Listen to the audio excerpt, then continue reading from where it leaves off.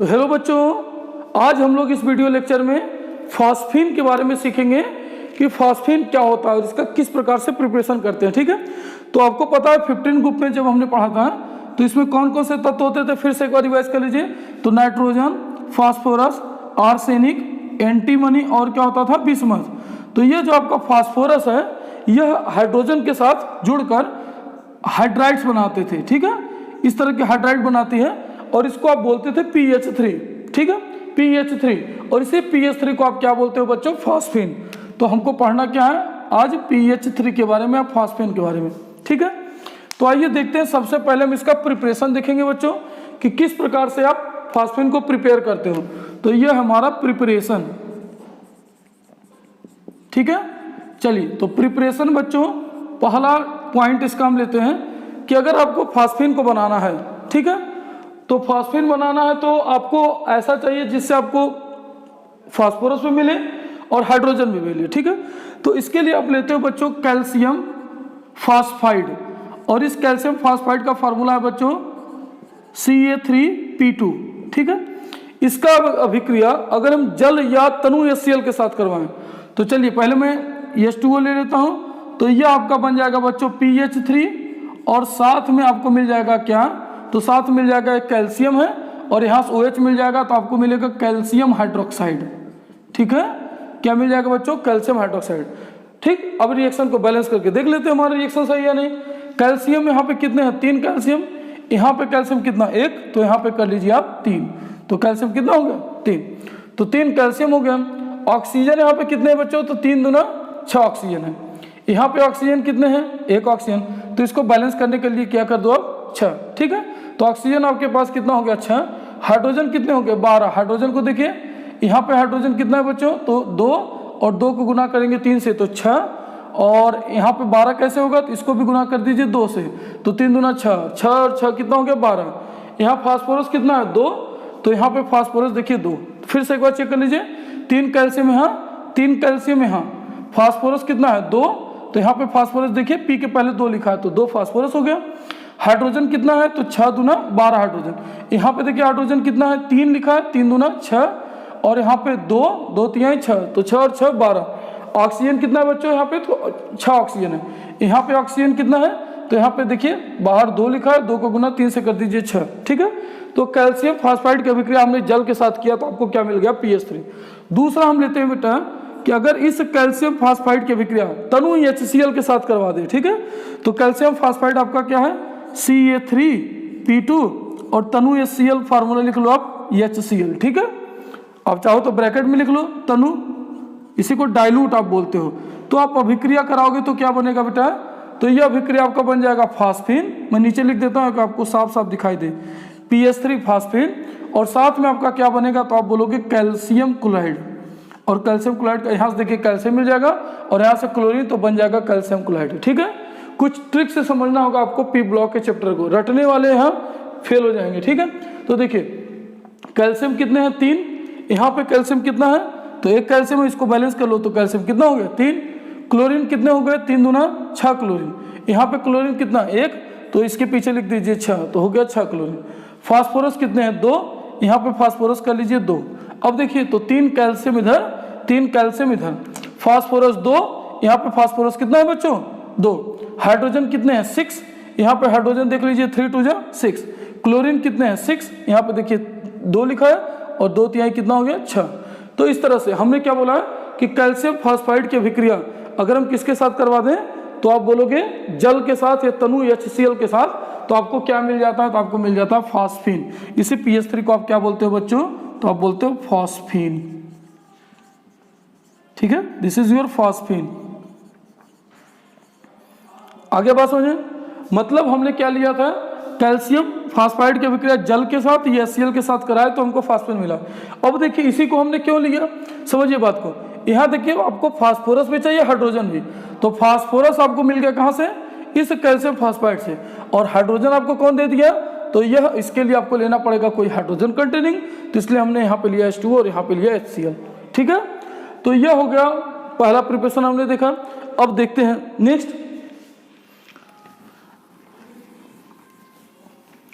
Next हमने बताया कि जब आप व्हाइट फास्फोरस में P4 की अभिक्रिया किसके साथ कराते हो, तो आप बोलोगे जलीय NaOH के साथ, तो NaOH ये हो गया NaOH और जलीय का लिख लिया हमने H2O, ठीक है। इसके साथ अभिक्रिया करा दोगे तो आपका क्या बन जाएगा PH3 जिसे आप बोलते हो फास्फीन, और साथ में बनता है सोडियम हाइपोफास्फाइड NaH2PO2, सोडियम हाइपोफास्फाइड बनेगा, ठीक है।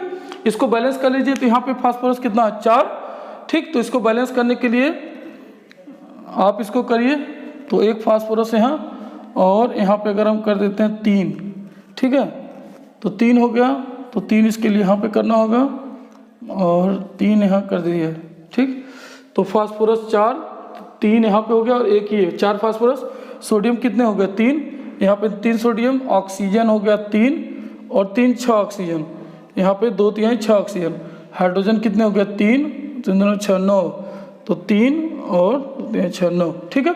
ये रिएक्शन बैलेंस हो गया, तो बना क्या आपका, तो ये बन गया आपका फास्फीन और साथ में क्या बोलोगे सोडियम हाइपोफास्फाइड। क्या बना बच्चों, सोडियम हाइपोफास्फाइड,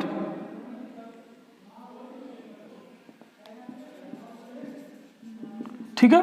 तो ये हमने देखा प्रिपरेशन। एक हमने बनाया कैल्शियम कार्बाइड का, एक हमने बनाया कैल्शियम फास्फाइड का किसके साथ, जल या तनु HCl के साथ, तो आपका बना फास्फीन।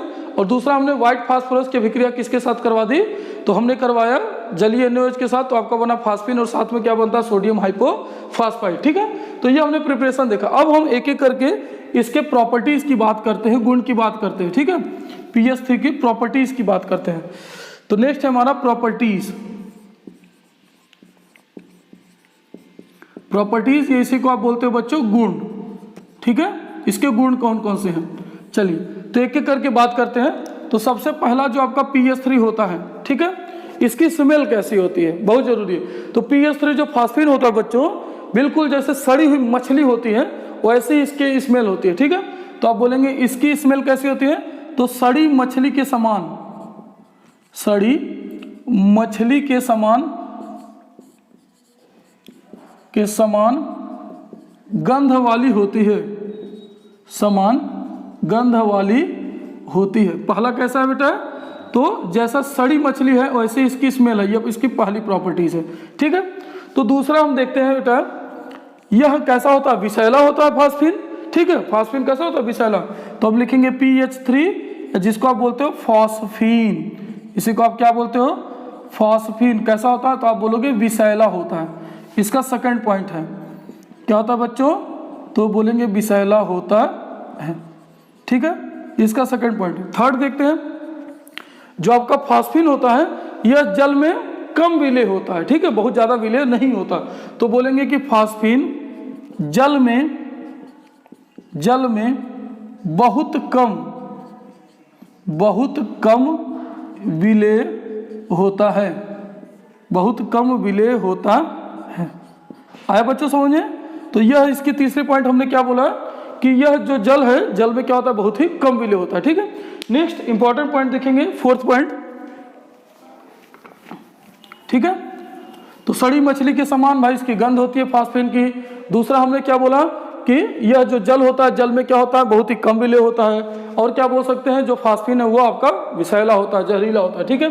तीसरा पॉइंट देखते हैं बच्चों, सॉरी चौथा पॉइंट, ठीक है। नेक्स्ट पॉइंट इसमें है कि जो आपका फास्फीन होता है इसकी संरचना देखते हैं। तो यह जो फास्फीन है, ठीक है, ये देखिए कितने हाइड्रोजन होते हैं इसके पास, 3 हाइड्रोजन। और कैसे बनाएंगे इसकी संरचना, फिर से समझिए। देखिए तो यह PH3 है ना, तो PH3 में क्या करोगे, PH3 में नाइट्रोजन के ठीक नीचे फास्फोरस था। अब फास्फोरस का परमाणु संख्या कितना होता है, 15, ठीक है। तो 15 होता है, तो इसको आप लिख सकते हो 2 8 और 5, मतलब इसके बाह्य कोश में कितने इलेक्ट्रॉन है, 5 इलेक्ट्रॉन। तो ये बताओ बच्चों कि अगर 5 इसके बाह्य कोश में इलेक्ट्रॉन है, अब 5 के साथ ये बंध कितने के साथ बना रहा है, 5 इलेक्ट्रॉन में से 3 हाइड्रोजन के साथ बंध बना रहा है। तो जब 3 के साथ बंध बनाएगा तो इसके पास कितने इलेक्ट्रॉन बच जाएंगे, अरे भाई 1 इलेक्ट्रॉन यहाँ खर्च किया अपना, 1 इलेक्ट्रॉन इस हाइड्रोजन के साथ, 1 इलेक्ट्रॉन इस हाइड्रोजन के साथ, तो बचे कितने, 2 इलेक्ट्रॉन बचा। इस 2 को हम बोलते हैं लोन पेयर ऑफ इलेक्ट्रॉन। ये इसी को आप क्या बोलते हो बच्चों, तो आप बोलोगे lone pair of electron, lone pair of electron, क्या बोलेंगे, लोन पेयर ऑफ इलेक्ट्रॉन, ठीक है। तो इसके वजह से इसकी जो संरचना है बेटा, या जिसकी ज्यामिति है वह पिरामिड होती है। कैसी होती है? तो आप बोलोगे पिरामिड। कैसी होती है? पिरामिड। किसकी? तो इस PH3 की। ठीक है, अब इसमें जो बॉन्ड एंगल होता है, आपने पढ़ा होगा कि NH3 में 107 डिग्री का बॉन्ड एंगल होता है। ठीक है, इसी ग्रुप का नाइट्रोजन है, उसका बॉन्ड एंगल कितना? 107 डिग्री। बट इसका बॉन्ड एंगल कितना होता है?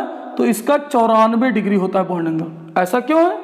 जबकि नाइट्रोजन भी सी वर्ग का, फास्फोरस भी सी वर्ग का, उसके पास भी 3 बंधित इलेक्ट्रॉन और एक लोन पेयर ऑफ इलेक्ट्रॉन, इसके पास भी 3 बॉन्ड पेयर इलेक्ट्रॉन, एक लोन पेयर ऑफ इलेक्ट्रॉन। फिर ये कहां से आ गया? इसकी संरचना तो सेम है, पिरामिड ही है। ठीक है, फिर इसका जो बॉन्ड एंगल है वो 94 डिग्री कैसे हो गया? 107 डिग्री से।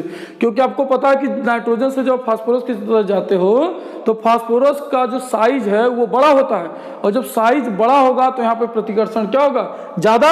और प्रतिकर्षण जब ज्यादा होगा तो उसकी वजह से जो बॉन्ड एंगल है वो क्या होता है? डिक्रीज हो जाता है। 107 डिग्री से कितना हो जाता है? 94 डिग्री। आए बात समझे?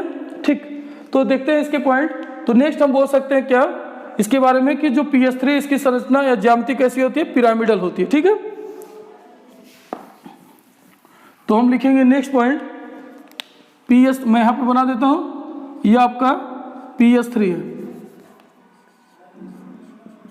यह क्या है बच्चों? PH3। इसके पास एक लोन पेयर इलेक्ट्रॉन है। ठीक है, तो आप बोल सकते हो 3 इसके पास बॉन्ड पेयर इलेक्ट्रॉन है, BP बॉन्ड पेयर इलेक्ट्रॉन, एक इसके पास क्या है? Lone pair electron, LP। और इसकी संरचना क्या होती है? ज्यामिति क्या होती है? तो इसकी जो ज्यामिति होती है वो होती है पिरामिड। कैसी होती है बच्चों? तो आप बोलोगे पिरामिड होती है। ठीक, और इसके जो बॉन्ड एंगल होते हैं वो कितना होता है? 94 डिग्री का। ठीक है, यह कुछ इंपॉर्टेंट हमने बताया आपको।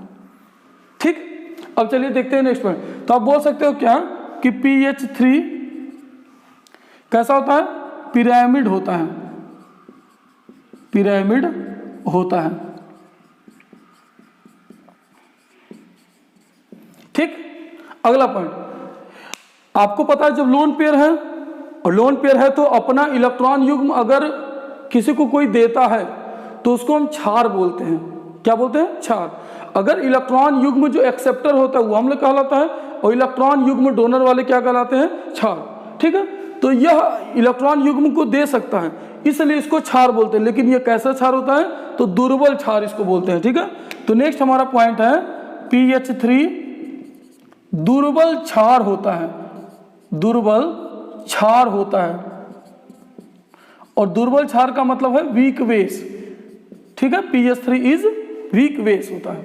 ठीक, तो ये हमने देखा। अब और भी कुछ पॉइंट देखते हैं कि अगर PH3 के कुछ रिएक्शंस वगैरह देखते हैं। ठीक है, तो चलिए इसको मिटाते हैं। ठीक है, तो कुछ यहां पे देखते हैं रिएक्शन इसके बारे में, PH3 के बारे में। देखिए, PH3 अगर HCl या HBr के साथ रिएक्शन करता है तो ये आपका क्या है? PH3। और इसका रिएक्शन अगर हम करा दें HCl के साथ, HCl बोले तो अपना प्यारा सा हाइड्रोक्लोरिक एसिड। ठीक है, तो यह बनाता है PH4Cl। ठीक है, यह फास्फोनियम हाइलाइड या क्लोराइड बना रहा है, तो आप बोलोगे फास्फोनियम क्लोराइड बना रहा। और यही अगर PH3 का रिएक्शन हम अगर HBr के साथ करा दें तो यह बना लेगा फास्फोनियम ब्रोमाइड PH4Br। आए बात समझे? नेक्स्ट पॉइंट है, तो अगर हम इस PH3 का रिएक्शन क्लोरीन के साथ करवा दें, ठीक है, तो यह बना लेता है आपका ट्राइक्लोराइड, और प्लस में क्या हो जाएगा? HCl। ठीक है, इस रिएक्शन को बैलेंस कर लो। तो यहाँ पे क्लोरीन कितने हैं? तो क्लोरीन यहाँ पे है 2, हाइड्रोजन कितना है? 3, तो यहाँ पे बैलेंस कर लो 3। तो क्लोरीन यहाँ कितना हो गया? 3 क्लोरीन और 3 क्लोरीन 6। तो इसको 2 को 3 से मल्टीप्लाई कर दीजिए तो कितना हो गया बच्चों? 6 क्लोरीन। तो एक फास्फोरस यहाँ, एक फास्फोरस यहाँ, 3 क्लोरीन यहाँ, 3 क्लोरीन यहाँ, तो 6 क्लोरीन। यहाँ कितना हो गया? 3 दूना 6। हाइड्रोजन कितने? 3। ठीक, दूसरा, अगर इसी PH3 का रिएक्शन हम किसके साथ करवा लें? क्लोरीन के साथ, तो यह PCl5 भी बनाता है। क्या बनाता है बच्चों? PCl5 भी बनाता है। ठीक है, फास्फोरस पेंटाक्लोराइड। तो अब देखिए, क्लोरीन यहाँ पे 5 और यहाँ 1 6। हाइड्रोजन को जरा देखिए, हाइड्रोजन यहाँ 3, यहाँ कर लो तो कितना हो गया? 3। तो 5 और 3 8 क्लोरीन, इसको मल्टीप्लाई कर दीजिए 4 से, 4 दूना 8। तो अगर फास्फीन का रिएक्शन क्लोरीन के साथ आप करवाते हैं तो यह ट्राइक्लोराइड भी और पेंटाक्लोराइड भी बनाता है। ठीक है, इंपॉर्टेंट रिएक्शन है, इसको समझिए। तो हमने क्या बोला कि अगर इस फास्फेन का रिएक्शन HCl के साथ कराए तो फास्फोनियम क्लोराइड, या HBr के साथ कराओगे तो फास्फोनियम ब्रोमाइड बनाएगा, और अगर इस PH3 को क्लोरीन के साथ कराते हो तो ट्राइक्लोराइड और आपका पेंटाक्लोराइड बनाते हैं, ठीक है। तो ये हमने कुछ रिएक्शंस देखा। नेक्स्ट आपका रिएक्शन है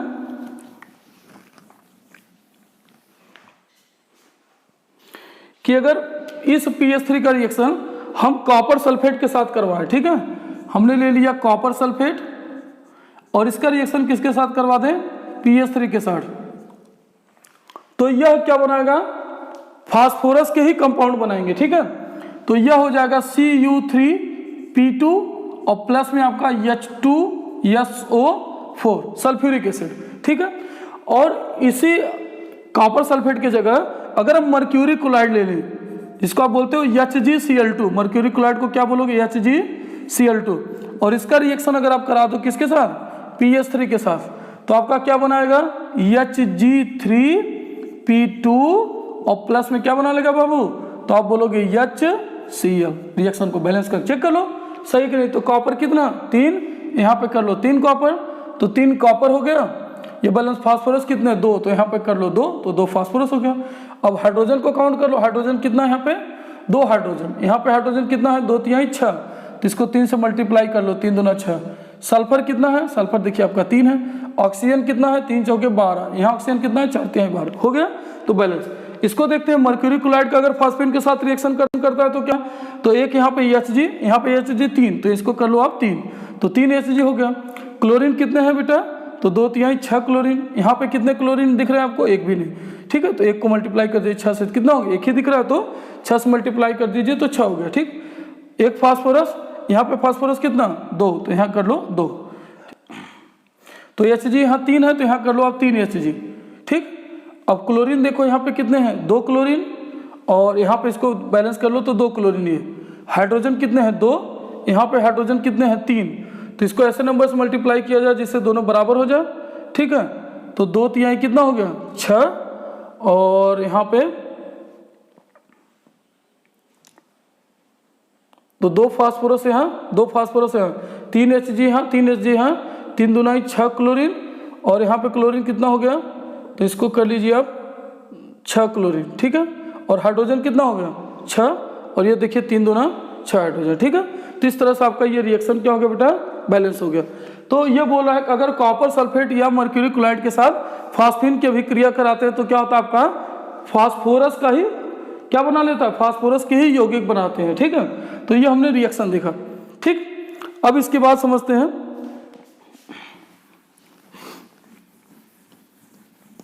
इसके यूजेस के बारे में, ठीक है। तो uses of phosphine, uses of phosphine, ठीक है। तो अब हम देखते हैं कि जो फास्फीन होता है इसका यूज क्या क्या है, ठीक है, क्या क्या इसके यूज है। तो देखिए इसमें एक सबसे इंपॉर्टेंट है, उसी के हम यहाँ पे बात करेंगे। इसका यूज होल्म्स सिग्नल में बोलते हैं, ठीक है। तो बोलेंगे होम्स सिग्नल में यूज किया जाता है, होम्स सिग्नल में यूज करते हैं, किसका, फास्फीन का, होम्स सिग्नल में प्रयोग करते हैं।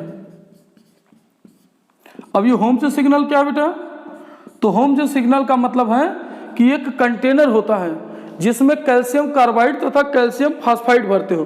क्या क्या भरते हो, एक कंटेनर में आप लेते हो साथ में कैल्शियम कार्बाइड, क्या लोगे, कैल्शियम कार्बाइड तथा कैल्शियम फास्फाइड, तथा क्या लोगे, कैल्शियम फास्फाइड, ठीक है। तो कैल्शियम कार्बाइड तथा कैल्शियम फास्फाइड, इन दोनों को क्या करते हैं, कंटेनर में लेते हैं, और इस कंटेनर में लेके और इसको क्या किया जाता है बच्चों, तो इसको समुद्र में फेंक देते हैं।